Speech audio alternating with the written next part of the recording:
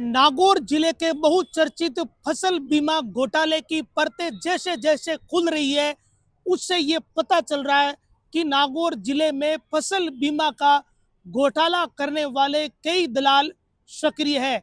अब तक नागौर जिले में या इस खिंवसर नागौर क्षेत्र में मुख्य रूप से 5-6 गिरोह सामने आ चुके हैं, जिसमें एक गिरोह जो सियाराम का गिरोह है वो पुलिस की गिरफ्त में है। एक कोई दूसरा गिरोह है जो कोई कस्वा नामक युवक बताया जा रहा, उस पर भी अब पुलिस की नजरें गड़ चुकी है। यहाँ तक कि उससे जुड़े हुए कुछ लोग पुलिस के कब्जे भी आ चुके हैं। डे गांव में जो ई मित्र पर जो कार्रवाई हुई वो इस बात का संकेत है। लेकिन क्या फसल बीमा के इस घोटाले में ये दलाल कंपनी के लोग इतने ही शामिल है? इससे आगे जब बात जाती है तब पता चलता है कि इस फसल बीमा घोटाले में जितनी कड़ियां हैं, अगर वो सारी गिरफ्तार हो गई या सारी लिंक हो गई तो फिर इतने ज़्यादा लोग इसकी चपेट में आएंगे कि उन लोगों ने खुद भी कभी कल्पना नहीं करी कि पैसे के चक्कर में एक दिन ऐसा दिन देखना पड़ेगा। इस घोटाले में किसी किसान का यूज होता है या किसी किसान के नाम का यूज होता है। जो दलाल है वो कृषि पर्यवेक्षक और पटवारियों से सीधा संपर्क साधते हैं। इस घोटाले गड़बड़ी में पटवारियों की भूमिका सबसे ज्यादा अहम है, क्योंकि पटवारी वो कड़ी है, उसके बिना ये घोटाला या ये गड़बड़ी कतई संभव हो ही नहीं सकती। केवल पटवारी या कृषि पर्यवेक्षक ही इसमें नहीं है, बल्कि कंपनी के प्रतिनिधियों पर भी आरोप लग रहे हैं। लेकिन इससे अगर आगे बढ़ते हैं तो फिर नागौर जिले के 2 विभाग संदेह के घेरे में आते हैं। उन विभागों से जुड़े हुए कुछ अधिकारी या कुछ कर्मचारी सीधे तौर पर इसमें कहीं ना कहीं लिप्त होने की उनकी पूरी संभावना है, जिसमें एक महकमा सांख्यिकी विभाग है।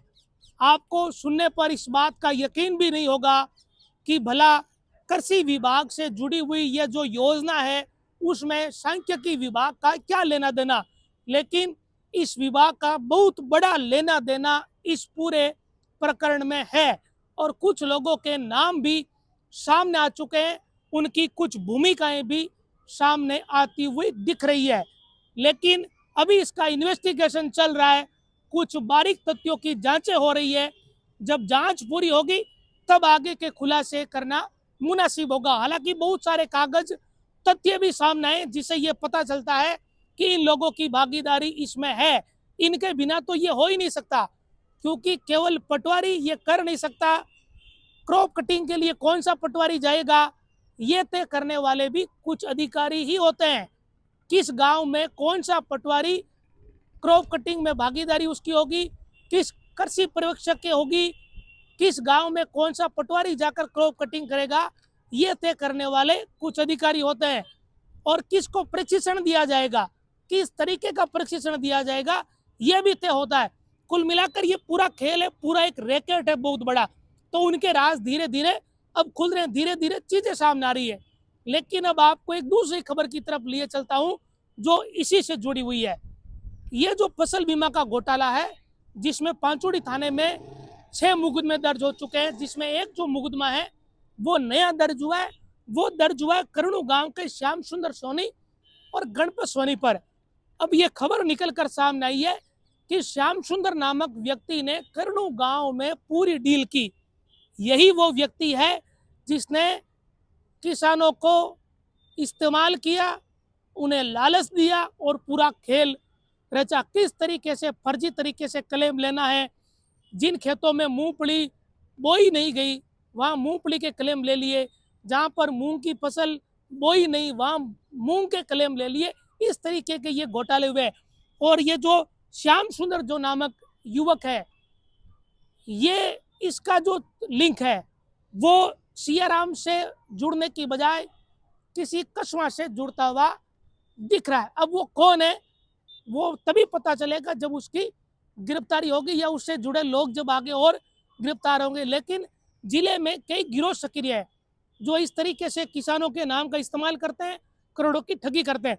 अब इससे नुकसान क्या होता है? नुकसान होता है उस वास्तविक किसान को जो सामान्य तौर पर बीमा कराता है, उसे पता ही नहीं होता कि किस फसल का क्लेम अगली साल मिलेगा। लेकिन इन सबको ये पता होता है कि कौन सी फसल का बीमा करवाना है, किस गांव में गंवार का बीमा करवाना है तो क्लेम मिलेगा, या मूंग का करवाएंगे तो क्लेम मिलेगा, और करणू जैसे गांव में मूंगफली का क्लेम मिलेगा। ये इनको पहले पता होता है, आम किसान को पता नहीं होता। तो ये जो पूरा खेल है, इस खेल में सांख्यिकी विभाग की जो भूमिका है उसकी जांच कायदे से होनी चाहिए।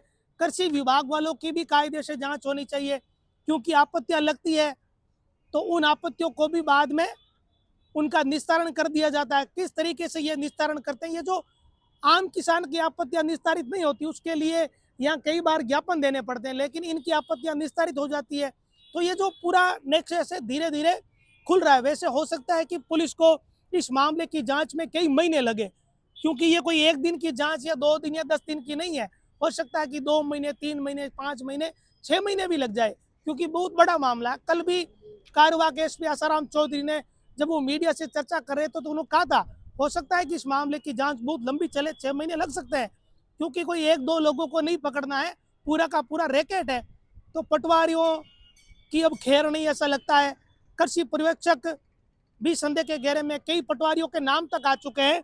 पता चल रहा है कि ये पटवारी किस किस तरीके के पूरे खेल में शामिल है। अभी इन सारों के राज धीरे धीरे खुलने वाले हैं। अगर समय रहते कोई आगे का काम नहीं हुआ तो हमारे जैसे लोग ही खोल देंगे इनके राज, क्योंकि अब कोई छुपाने के लिए ज़्यादा इनके पास बचा नहीं है। सारे कागज लोगों ने लाकर सब मीडिया कर्मियों को बांट दिए हैं एक तरीके से नागौर में। तो ये सब जगह कागज बंटे हुए हैं, तो इनकी बारी आएगी धीरे धीरे। और जैसे जैसे एसओजी अपनी जांच को आगे बढ़ाएगी, पांचोड़ी थाना पुलिस अपनी जांच को आगे बढ़ाएगी, तो ये लोग वैसे ही सारे घेरे में आ जाएंगे, जिन्होंने किसानों के नाम पर पता नहीं कितने करोड़ की घोटाला कर डाला। अब पता नहीं ये घोटाला कितने करोड़ का अभी तो निकल रहा है धीरे धीरे। जैसा कि कल भी मैंने कहा था कि ये 20 करोड़ का है, 40 करोड़ का है, 60 करोड़ का है, 100 करोड़ का है, या 200 करोड़ का, 300 करोड़ का, 500 करोड़ का, कितने 100 करोड़ का है, ये तब पता चलेगा जब इसकी सारी जांचें होगी। और ये जो 5-6 गिरोह अगर ये सारे पकड़े जाएंगे तब होगा। लेकिन ये सब होगा कब? ये सारी चीजें तब होगी जब किसान पुलिस थानों में पहुंचकर मुकदमे दर्ज करवाएंगे। ऐसे ही कुछ नहीं होने वाला। पुलिस किस चीज की जांच करेगी? इसीलिए कारवा के एसपी ने 2 दिन पहले अपील की थी कि जिन किसानों के साथ ये चोट हुई है या जिन किसानों के क्लेम किसी और ने उठा लिए, तो वो पीड़ित किसान संबंधित पुलिस थाने में जाकर मुकदमा करवाएं। तो जब मुकदमा दर्ज होगा तब पुलिस इन्वेस्टिगेट करेगी। पांचोड़ी थाने में मुकदमे हुए तभी जाकर ये गैंग पकड़ी गई, और करणों का जो नया मुकदमा हुआ है तभी जाकर डेमेर कार्रवाई हुई। जब एसओजी के पास शिकायत हुई तब एसओजी की टीम आई है। तो ठीक वैसे ही अगर किसी और गांव में ये सब कुछ हुआ है, किसान प्रभावित हुए हैं, तो उन किसानों को अपने नज़दीकी थाने जाकर इसकी शिकायत देनी चाहिए, मुकदमा दर्ज कराना चाहिए, या फिर वो एसपी ऑफिस आकर अपनी रिपोर्ट दे सकते हैं, तब जाकर ये पूरा घोटाला खुलेगा। अन्यथा ये जो जितने मुकदमे हुए हैं इनकी जांच हो जाएगी, आरोपी पहले से गिरफ्त में है ज़्यादातर, और भी जो लोग होंगे वो पकड़ में आ जाएंगे। इन गांवों में या इस आसपास के गांवों में कितने पटवारी, कितने कृषि प्रयोगशक होंगे, तो वो रडार पर आ जाएंगे। लेकिन ये जो 2 विभाग है, सांख्यिकी और कृषि विभाग, तो इनके भी राज अब धीरे धीरे सामने आ रहे। हो सकता है कि आने वाले दिनों में हम कोई बड़ा खुलासा इस मामले में करने की कोशिश करेंगे कि ये लोग किस तरीके से करते हैं, क्योंकि अभी पुलिस की जांच चल रही है, तो पुलिस का इन्वेस्टिगेशन हो जाए उसका भी इंतजार है। और इस मामले में ये जो कार्रवाई चल रही है उसमें लगातार पुलिस की टीमें दबी से दे रही है। कुछ लोगों को हिरासत में लिया, उनसे बारीकी से पूछताछ चल रही है। तो जैसे जैसे कड़ियाँ जुड़ रही है वैसे नए नए लोग इसमें पुलिस के घेरे में लगातार आ रहे हैं। आज भी एसओजी के एक अधिकारी पांचोड़ी थाने में पूछताछ कर रहे हैं। एडिशनल एसपी स्तर के अधिकारी पूरे दिन पुलिस थाने में है। एसएचओ पांचोड़ी के वो जांच कर रहे हैं। तो 3 अधिकारी इसमें दिन भर से आज भी लगे रहे, जिसमें एसओजी के डीएसपी, एडिशनल एसपी नागौर के नूर मोहम्मद और पांचोड़ी थाने के थानाधिकारी। तो ये 3 लोग मिलकर अनुसंधान कर रहे हैं। अब देखते हैं कि आगे क्या क्या निकलता है इसमें, और कोई खुलासा होगा तो नई जानकारी के साथ आपको अपडेट करेंगे। नमस्कार।